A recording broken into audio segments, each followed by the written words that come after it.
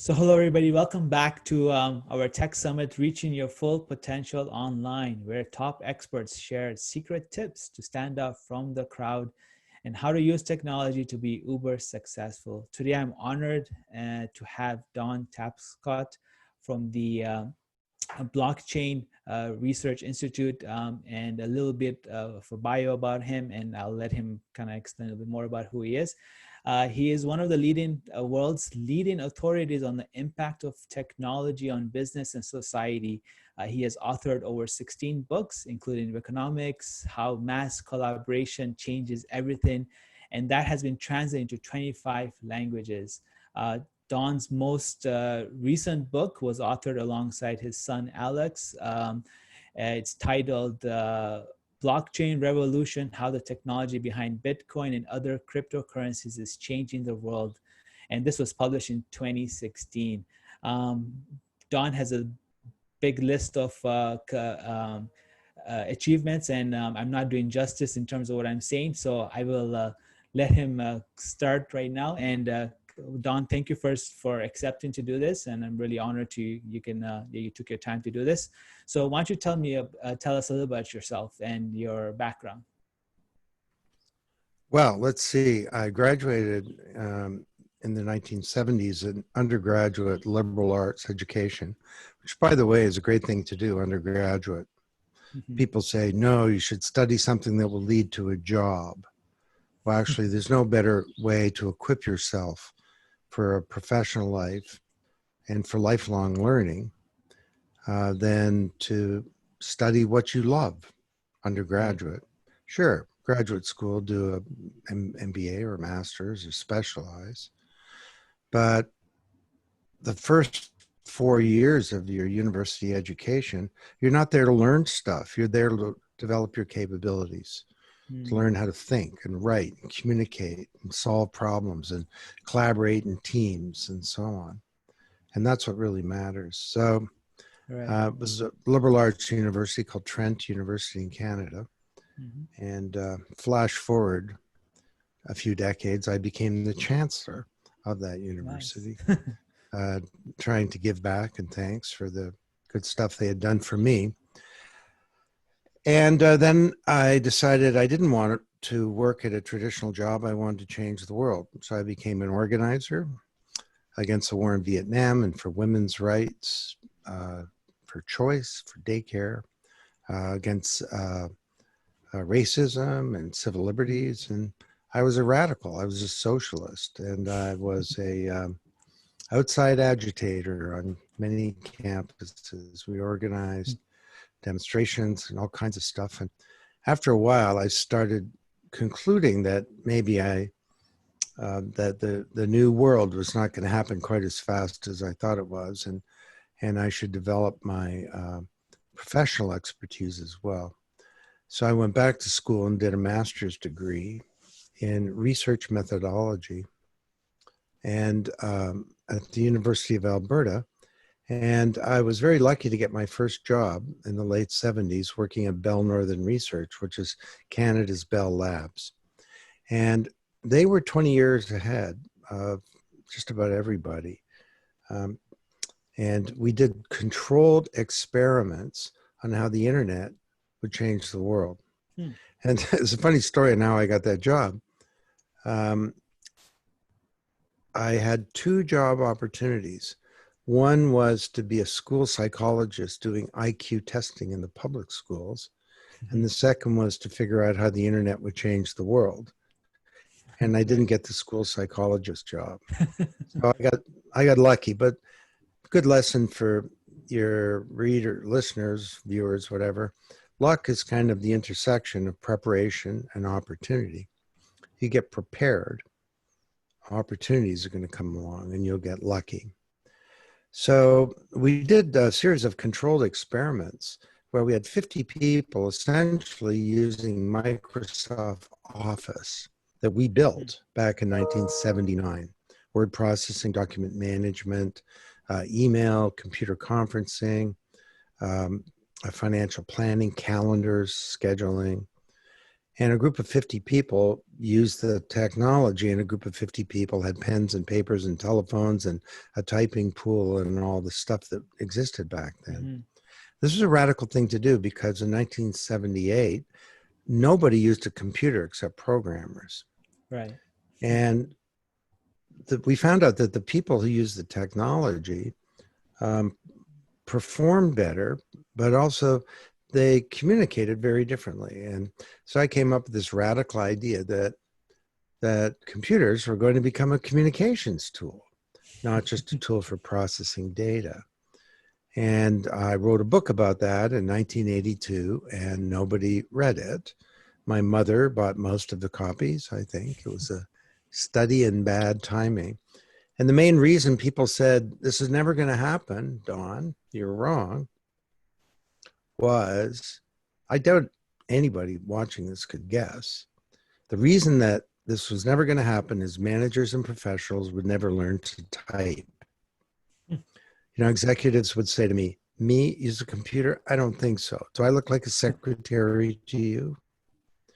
So I wrote another book later in the 1980s.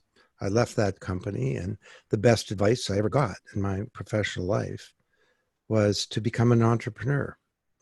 And, you know, I'd had 3 promotions.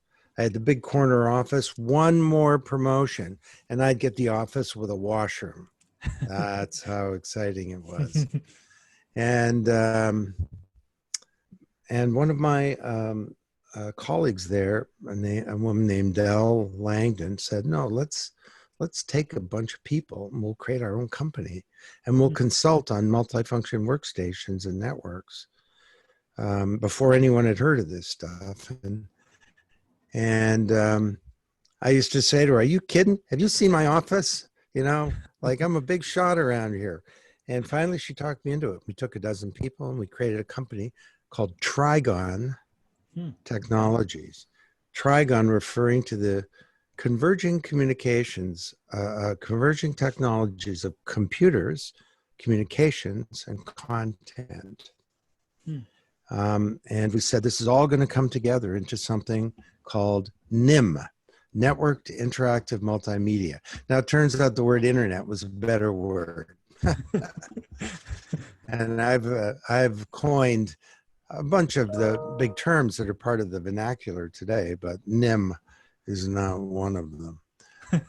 Anyway, so that's how I got started. We had our own business, and you know, I went through a series of building various businesses, some successful, some not, and I've spent my life being an entrepreneur and a change agent. And a researcher and an educator. That's who I am. People call me a futurist.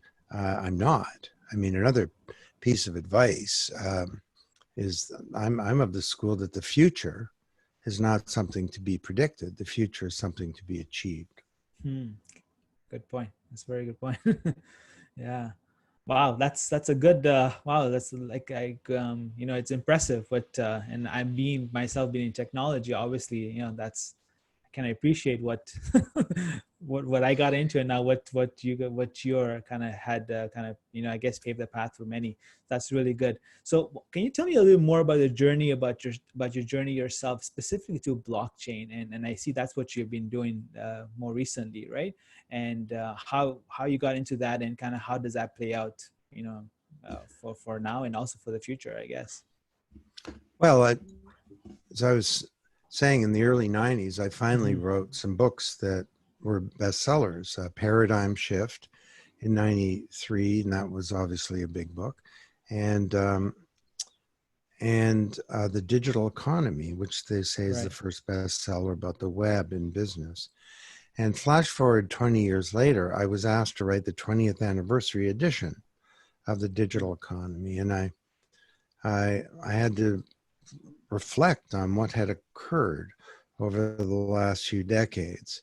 And I came to the conclusion that we've been through a first era of the digital age: mainframes, mini computers, then PCs, the internet, the web, the mobile web, social media, the cloud, and big data.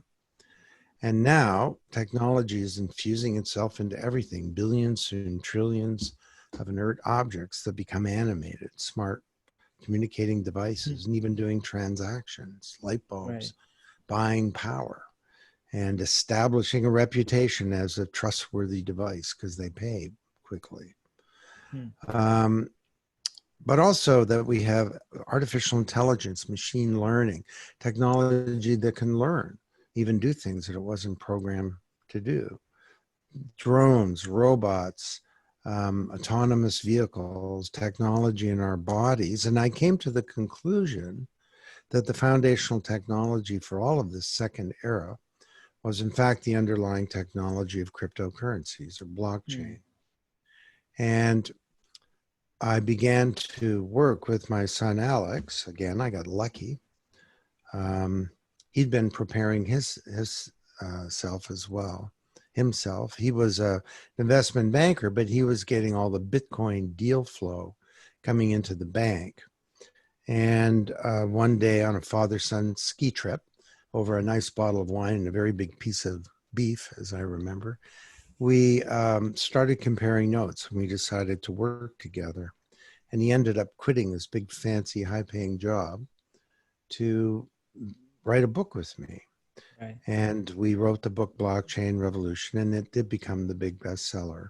It's now in 19 languages, and there's a new edition. Hmm.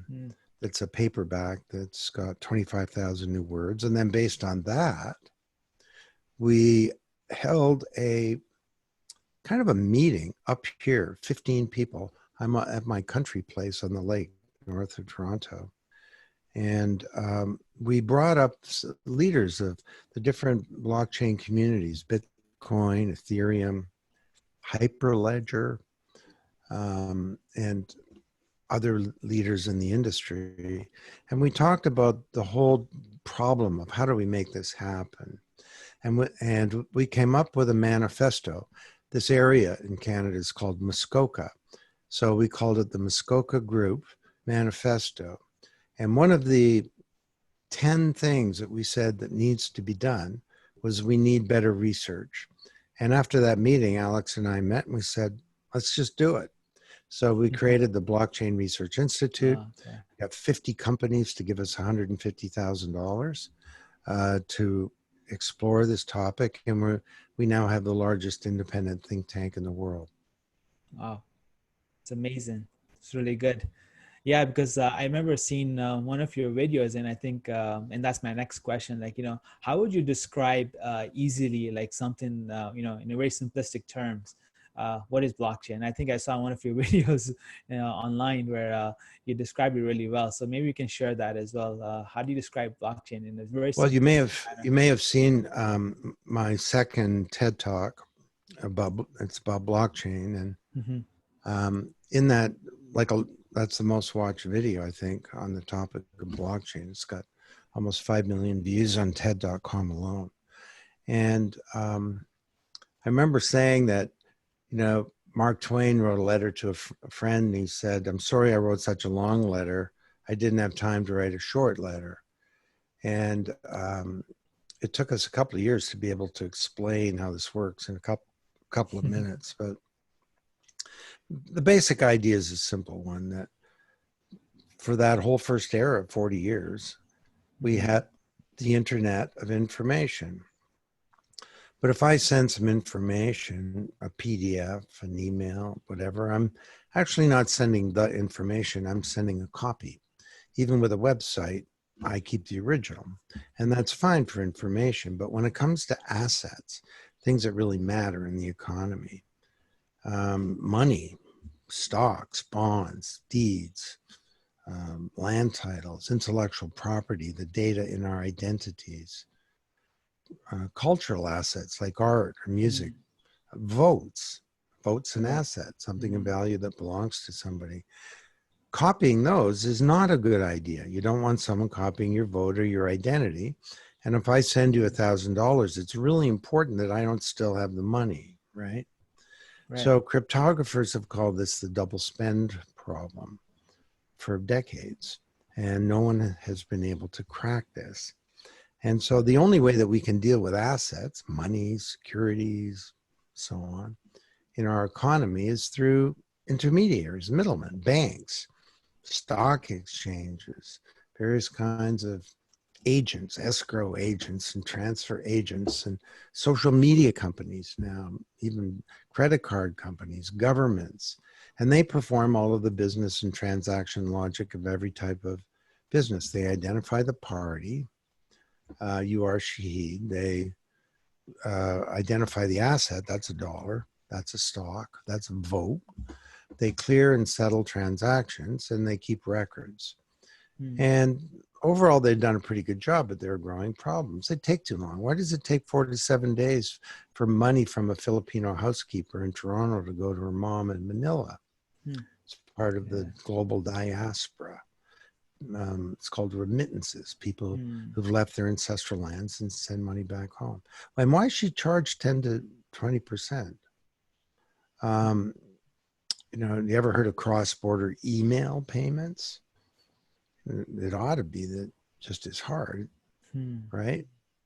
Imagine if you had to pay 20% of something every time you sent an email.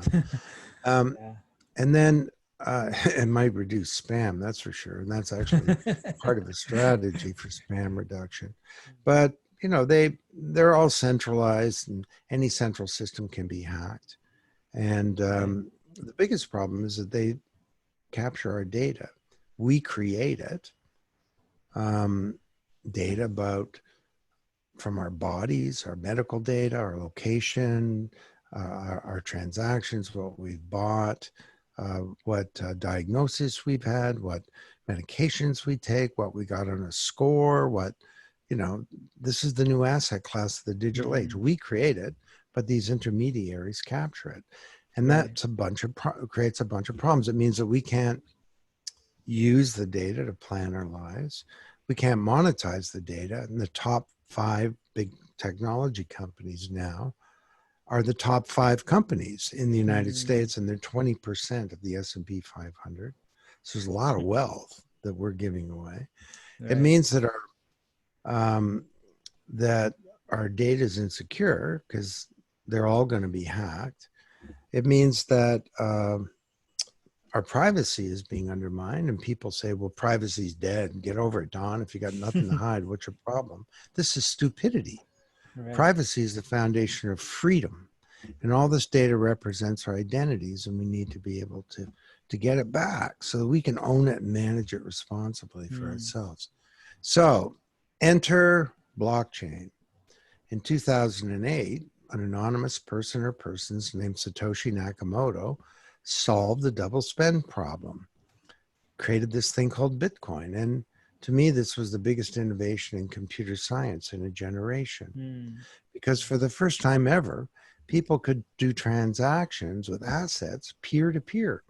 And trust is not achieved by an intermediary or middleman. It's achieved by technology, by cryptography and collaboration and some clever code, which is why Alex and I call it the trust protocol.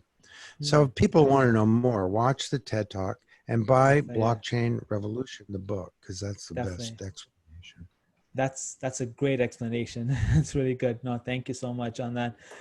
So, before we finish, just what's one tip that you can share with everybody that we can implement today to have success? Now, obviously today being that we're all online, we're doing a lot of things online. The fact that you and I are doing this interview online, hopefully we'll be doing it in person. So things have changed. Obviously we're going to, the aspect of online, is probably going to be there for much longer than what we, it's the future. So, but what's one tip that you can share with us? I know you've given quite a few tips, but what's one tip you can anybody can take today to have success? Well, right now, it's important that everyone masters the technology. We're using Zoom right now, and I've just forced myself to be really good with Zoom. So I could pull up a deck here in no time flat if I wanted to. I could initiate a chat conversation. I can, if I were the initiator of the conversation, I can give command rights to somebody else. This is all really important stuff. but there's all kinds of other technology that we need to be comfortable with as well. Now, if you're a young person, you don't really have to think about it that much because it comes naturally. This is another one of the books I wrote in 1997. I wrote the first book about kids and technology. It was called Growing Up Digital. And I defined Yeah. the net generation, the digital divide, and other big ideas in that book. But the idea was that for young people, this is not technology. It's just like the air. I mean, I've got a grandchild out here who's 2.5 years old. Her parents are both very technological savvy, and they don't give her access to this device hardly ever. But if she gets it, she goes right to photos, and she starts flicking through photos. She's 2 years old, and Yeah. and she knows how to widen to make a photo bigger. Nobody showed her this stuff. She just kind of watched. So it's like the air to her. So anyway, that's an important thing. It's a Right. small little tactical thing. On a much bigger scale, you know, I think you have to work hard. Nothing comes easily. Yeah. And I know there's lots of talk about chilling and having work-life balance. That's a term I don't really like that much, actually. It sort of implies that there's a period in your life where you work, and then a period in your life where you get to have a life, a period in your day, and you get to come home and have a martini or something, and that's life. Or worse, there's a period in your whole life where you work, and then you retire, and then you get to have a life if you don't have a stroke or something first. No, make work fun. Don't work for a jerk. Be an entrepreneur if you can, and work hard, but love it. I mean, if you're watching the clock, you're in the wrong job. I watch the clock like, oh, damn, this is moving too quickly. It's sort of reverse watching, I guess. And then for the non-work part of your day, you're always developing yourself. You're learning lifelong, and you're doing activities which are purposeful and meaningful, Right. contributing to your community. I always said to my kids, I don't care what you do. Um, Go make money. Sure. It's not that hard to make lots of money. If you're well equipped, um, with a good background, but you got to do more than that. I want you to live a principled life of consequence, make a difference in the world. The world is too unsustainable. It's too dangerous with viruses. It's too conflicted, and it's getting worse. It's too unjust. It's too unequal. And we're running out of time here. A whole new generation is being called forth by history to solve the problems that my generation is leaving. Sorry about that. And we need you to be more than just a professional and to have a productive work life.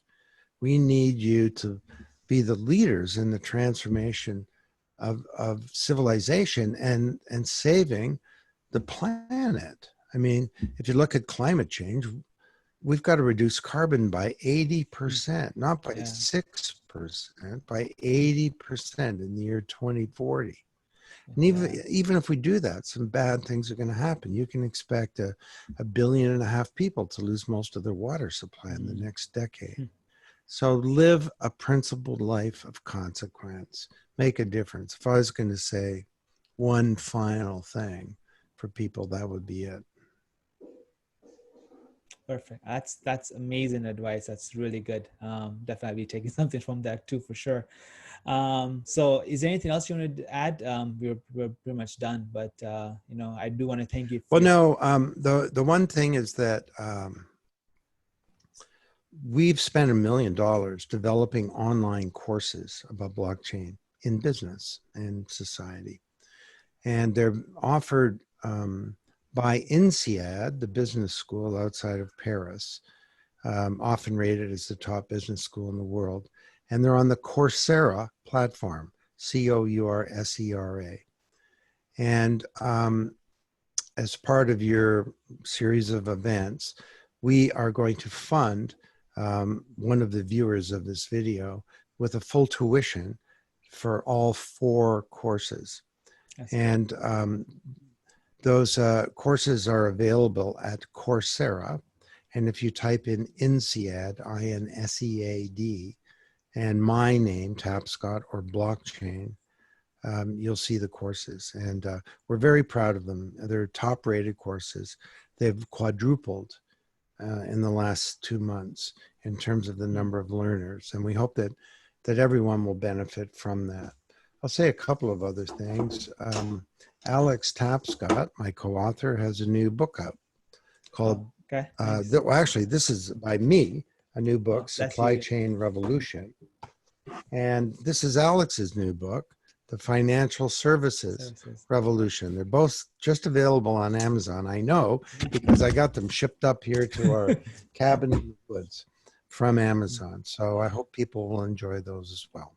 Nice. Perfect. Thank you so much for that gift. And for those who are watching, there will be a link below for details on that and all the details that Don has, the books that he's written and a bio of him as well too. And obviously the new books that you have done as well, so people can take advantage of that. Don, thank you so much for taking your time. I really appreciate it. It was an honor talking to you. You know, I obviously I'm in the technology field, but I learned a lot today, and thank you again so much. Okay, my pleasure. Enjoy. Thank you, sir. Bye. Bye.